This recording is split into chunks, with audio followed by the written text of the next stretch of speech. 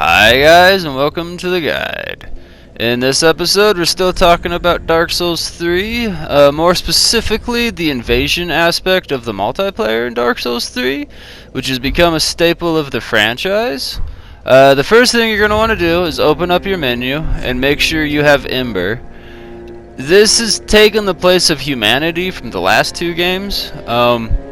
Originally, whenever you started looking like a zombie in the last two games, you'd use humanity to make you look human again. And then once you use that, you go down and use the red cracked eye orb, and this is the item that actually allows you to invade other people's worlds.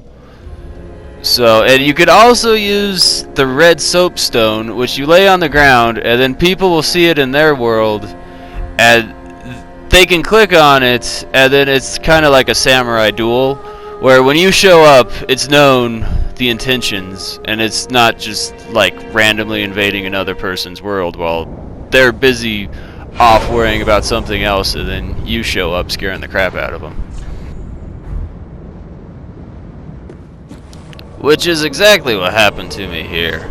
I usually don't invade other people's games in the Dark Souls series, but if you're hooked up to the internet, it's gonna happen to you where either you're gonna get the temptation to try your luck and invade somebody else's game, or somebody else is gonna try their luck and invade your game. So it's something you're gonna have to deal with no matter what.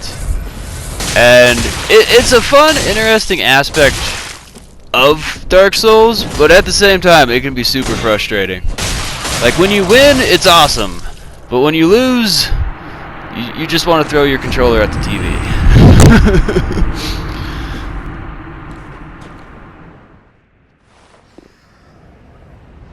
So here, that purple thing on the ground, that's the soapstone for one of the new covenants called the Bound Makers, which is the PvP player versus player specific covenant for Dark Souls 3.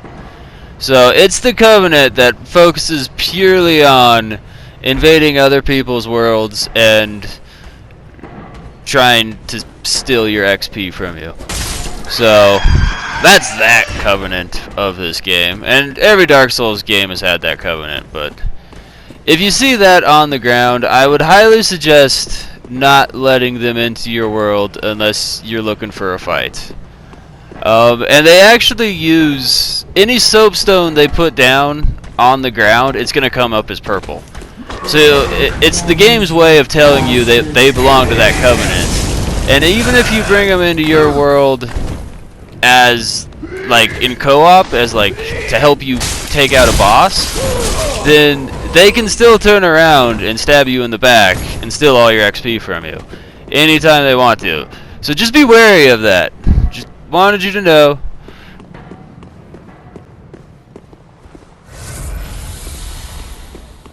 And then these are the co-op soapstones of the game. That's what they look like. It's a bit of a topic for another video, but while we're here, the white ones are for players that don't belong to a covenant yet, or belong to a neutral covenant. And then the orange soapstones belong to the Warriors of Sunlight Covenant, which is a very co-op focused covenant. And that's a topic for another video, so we won't worry about that too much right now. And then the last kind of soapstone that's commonly seen is the red soapstone, and if you see that in your world on the ground, that means somebody's just looking for a fight. That's pretty much somebody wants to come into your world with your permission and have a little samurai duel. That's pretty much what that means. So if you see one of those on the ground, that's the aim of the person behind it. They're just looking for a fight, and they might be out of cracked red eye orbs, so they can't force their way in, so that they have to ask nicely. The last thing I wanted to cover in this video was the ethics of invading another person's world. I know it sounds kind of stupid and funny, but there are some ethics that you should try to follow whenever you're invading other people's worlds. And this goes for the person being invaded and the invader. The first thing that I think a person should follow, or at least attempt to follow, because it is easier said than done whenever you're in the middle of it.